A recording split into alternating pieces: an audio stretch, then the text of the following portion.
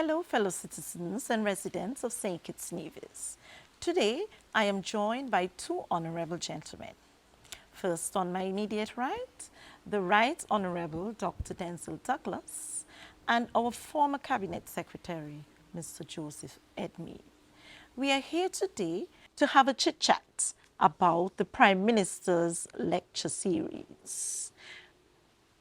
It is in the year 2023, it is our 25th anniversary of this event, and we are celebrating our 40th anniversary of independence.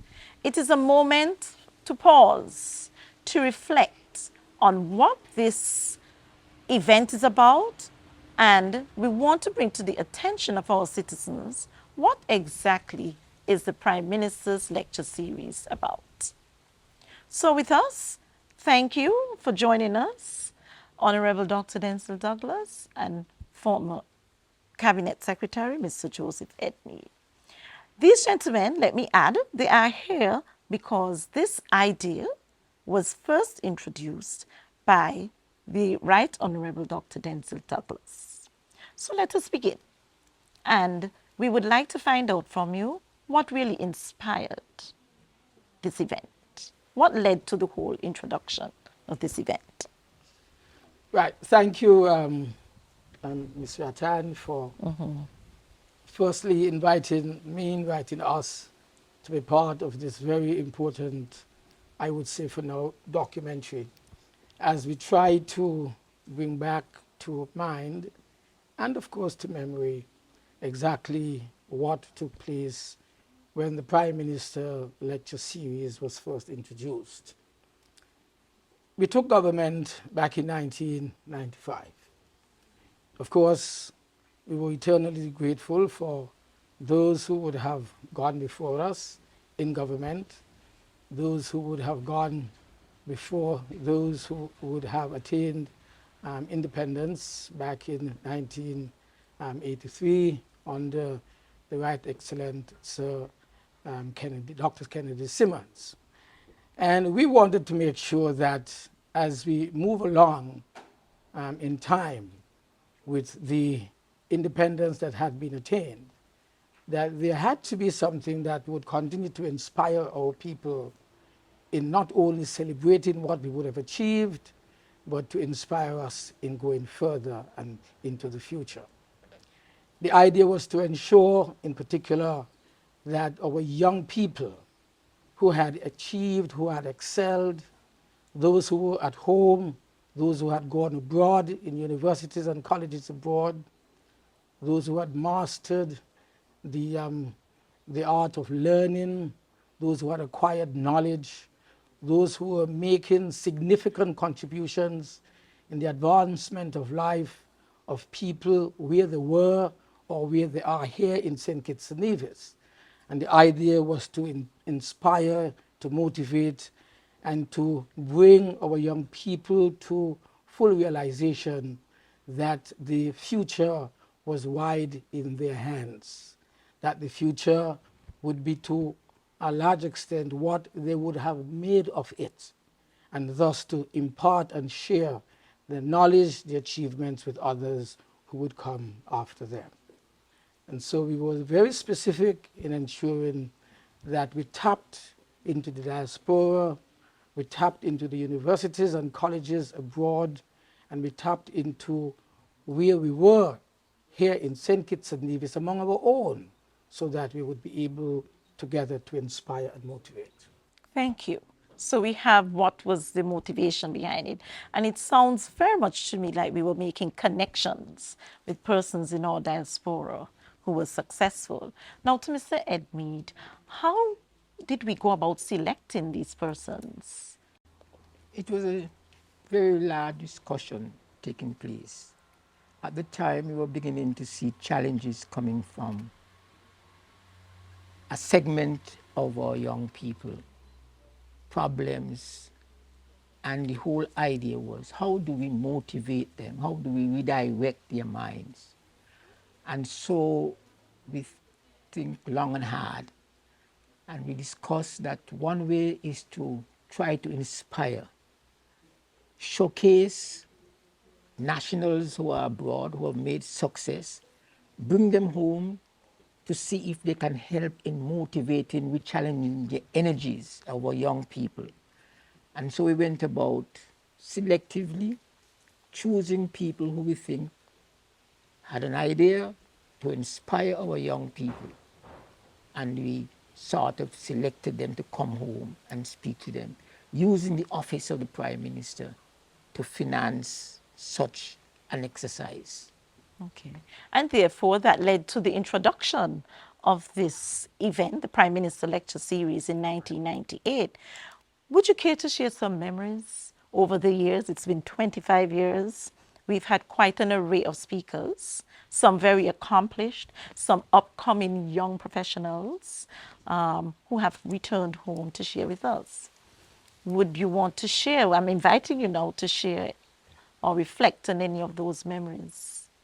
I'll share mine because I've been following over some time. Good. Firstly, to a large extent, we chose persons based on what was current in terms of where the state was at that particular time. What were the specific challenges?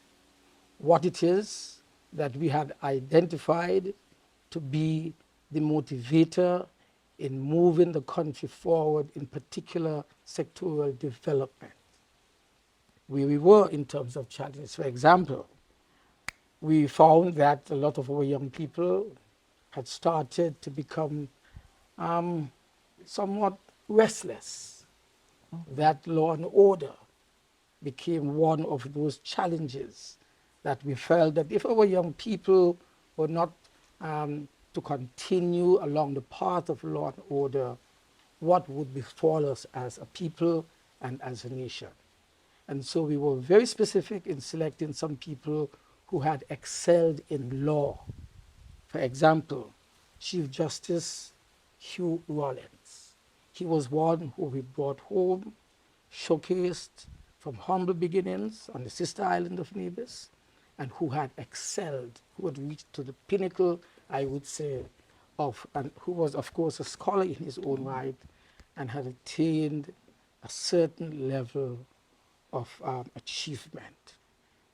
We brought people like Joseph Archibald, who was one of our young lawyers working in the government during the difficult years of 1967 and the uprising and the restlessness of the people of Anguilla, who was there as a young registrar, but who had then moved to Tortola, continued his career there, and had reached again to the top of his career. Of course, we had other persons like Dr. C.J. Llewellyn, who was a police officer, whose own, I think, grandfather must have been either a commissioner of police earlier, in his earlier life, but who now was in the United States of America, had excelled in law and order, and we brought him home at a time when we felt it was necessary to assist in not just control, but to motivate, to direct our young people along the paths of law and order so that they would not be distracted and thus lose focus as a people as to where we want to be. So it was, to some extent, what it is that we were focusing in at that particular time. We were talking a lot about bringing our state to the point where information communication technology, engineering, and so forth would be the important stepping blocks to achieve the developmental standards that we wanted for our people.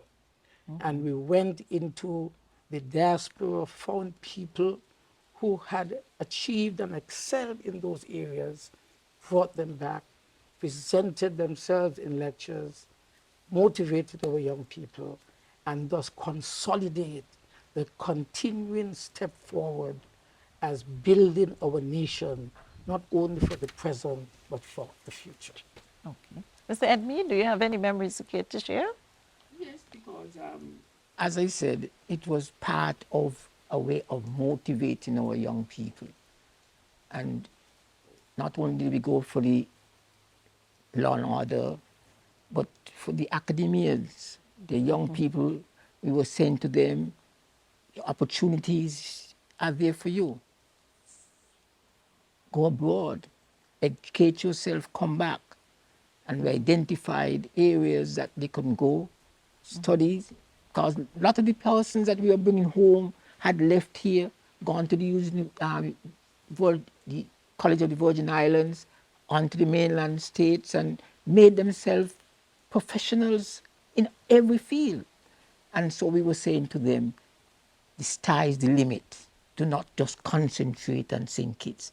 Opportunities are there, and we set about trying to motivate our young people to aspire to the highest levels that they can. So we provided a lens, different lenses for them to course. see the world. And we use the office of the Prime Minister So, in a worthwhile way to finance the program, because it was done under the auspices of the Prime Minister. I'd like to share my memory, and it has to do with technology. I recall Dr. Alan Somerset, and it is such a fine line because we have to embrace technology. But I recall in that year, he challenged us to, imagine more. Whilst we embrace the technology for the benefits and what it is, he felt that we have to challenge our children to be more imaginative.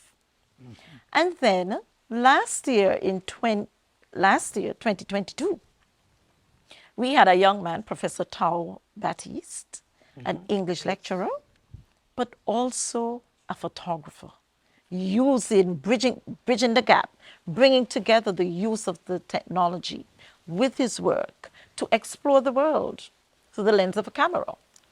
I recall the students were very excited. They had many questions. And I have to commend him. He came back in December and he connected with some of them to guide them, with the technology. And for this year, I'm pretty excited about the choice. Miss Psyche Southwell, a former student of mine, I recall she was a very good all-rounder student, but I recall that she was also a good science student. And she went on to become a software engineer and is pivoting in the fashion world. So I think it's a very good example to show how we can use a wide range of skills to make our presence felt and to become, more successful and to create that pathway. So I just wanted to show how the technology, the imagination, but we can have the technology, but we can still have the imagination. Of course. And that is my takeaway. That's one of the vivid things that I can recall walking away with so far. So now, do you think that it has engendered the pride of Kittition and Nivision, that Kitty, or what we call now Kitty Nivision pride in ourselves? To what extent do you think you have seen that? Well, I think that persons who are now in the diaspora and who are here now would have had a practical experience of those who would have excelled and those who had a message to deliver in terms of inspiring and motivating have done so, and others would have been inspired. I'll give you an example. Rustam Southwell came here, I think it was back in 2012, and he presented the Prime Minister lecture in that series. I was in Halifax last week before the last, and I had the opportunity to link up with Rustam. Actually visited the University of Dalhousie in Halifax, one of the leading universities in Canada. And lo and behold, there was Rustam being presented to me as the new chancellor of the University of Dalhousie. Now, imagine how that inspired me. Imagine how that would inspire younger people. Those who would have grown up here, had their basic education here, would have gone abroad in university, excelled, to become the first, I'm told, foreigner, so to speak, as the chancellor of the University of Dalhousie. But not only that, he took me into the community in Halifax. And there was a group of young men and women who had been inspired by his initiatives, Black Business Initiative organization that he would have been co-founded. And there they were pursuing business projects as young people, teenagers, and were producing goods that were being sold to the wider community in Halifax, basically using the fact that they had come from poor and humble beginnings, but had been motivated in a particular way by Southwell and his group, and were now young entrepreneurs bursting on the scene in Canada.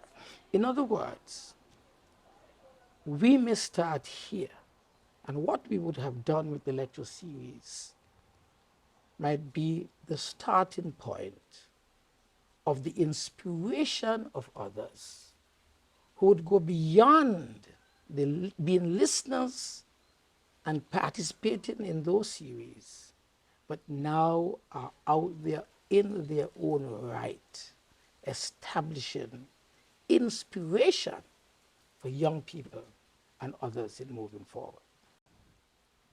Even though it might have started as an initiative to inspire, theoretically, practically, it has achieved its specific goals and objectives that it was set out to do. And has the potential to do more. Continue to do more. Has the That's the whole potential to do point. more.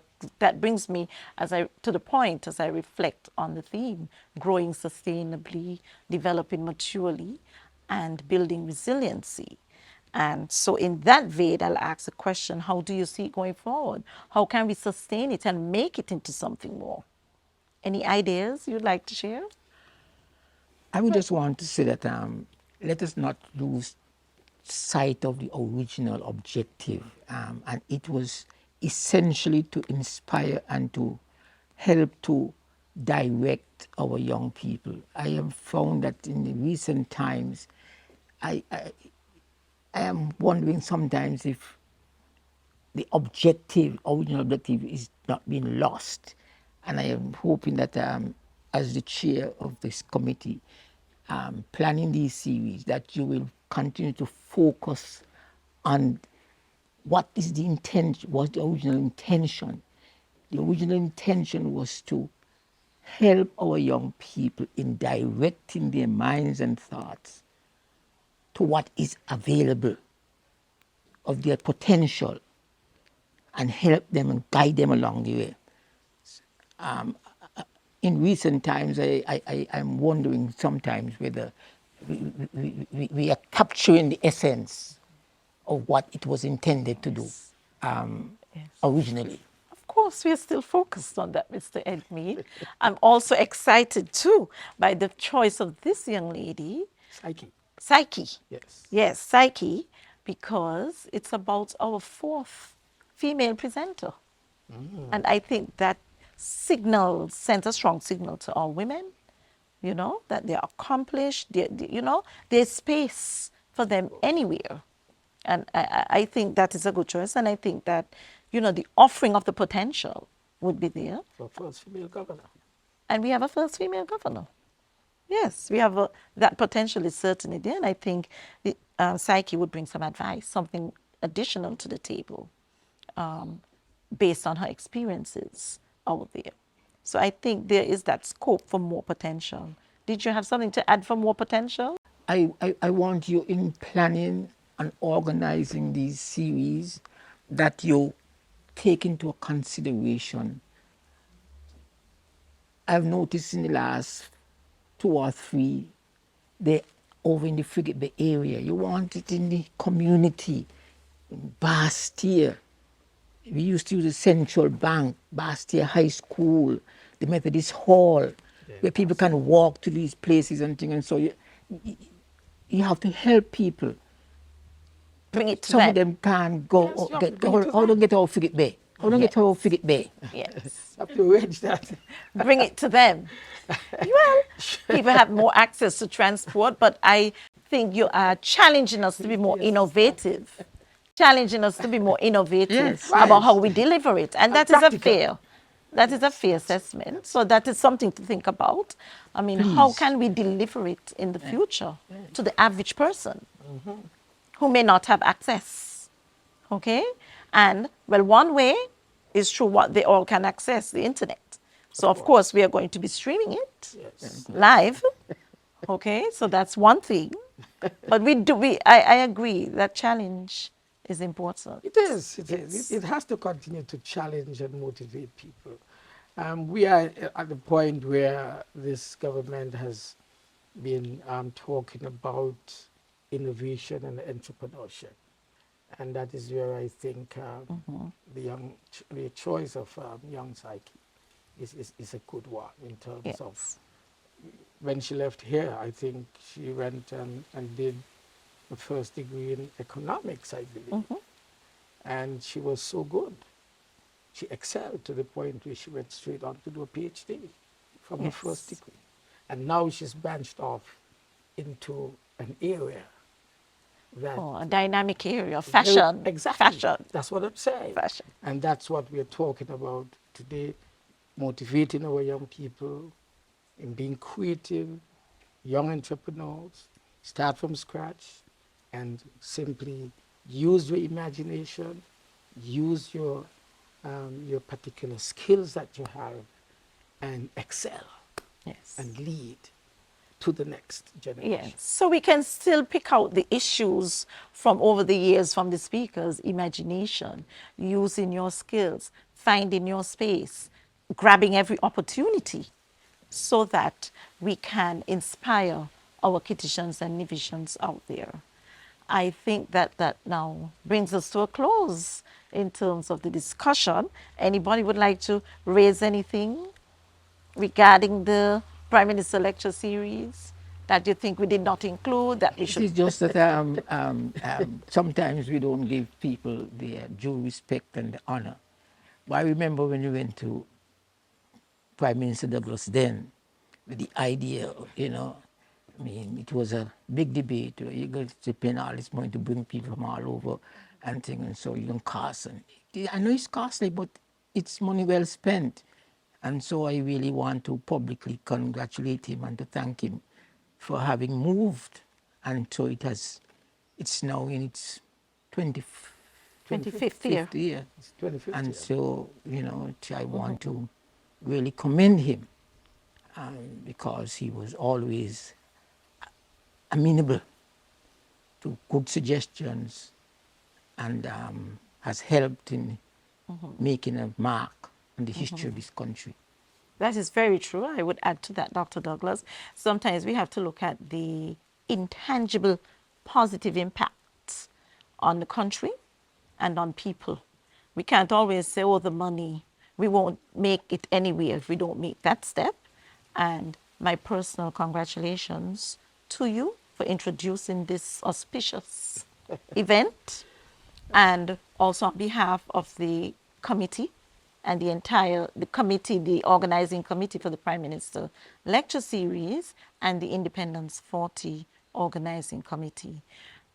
This interview came about because I felt it was 25 and we have to let the public understand where it came from, what it is doing, and we have the fact that we have to sustain it. We have to make every effort to sustain it for the future. So we wish you Before you all the end, congratulations. before you end, thank you. Yes. But let me say that I think it would be good for us to um, get them all, the series together, and have a publication. Very good I idea. am sure that it is possible that they can be found in the original videotape forms. Let's get them on the internet, so that our young people of today, who would not have been there 25 years ago, can now access them and come to terms with some of the thoughts and ideas that were thrown out during the entire 25-year period, and to see to what extent we have made use of that. If we can get a special publication, I'll speak with the Prime Minister and see if we can organize that from within the Office of the Prime Minister. Yes, that is on our agenda. I have to tell you, in doing this exercise, in particular, just focusing on it, it has certainly piqued my curiosity. And I've discussed with the committee and said sometimes we really have to document more, because we really should have been a step ahead and have this thing ready for the 25th. Exactly. And we have to make sure we document this. We have to make sure we document it. So I have already reached out to ZIZ, and we have some more avenues so that we can get something firmly documented. We still have time. We're still in our 25th year.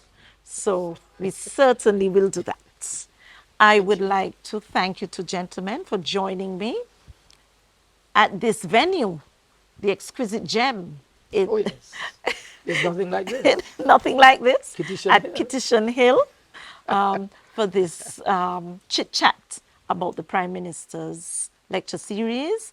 I'm hoping that this interview would bring people's attention, let them zero in on it more, Yes. and spark, an interest and a desire for it to continue in the future. And I would take this opportunity to invite you to join us on Tuesday the 12th, 7 p.m. at the Marriott Ballroom. I am Sharon Rattan, Chair of the Prime Minister Lecture Series on the Independence 40th Organizing Committee, and I am joined today by the Right Honorable Dr. Denzil Douglas and former Cabinet Secretary, Mr. Joseph Edmeade. Thank you.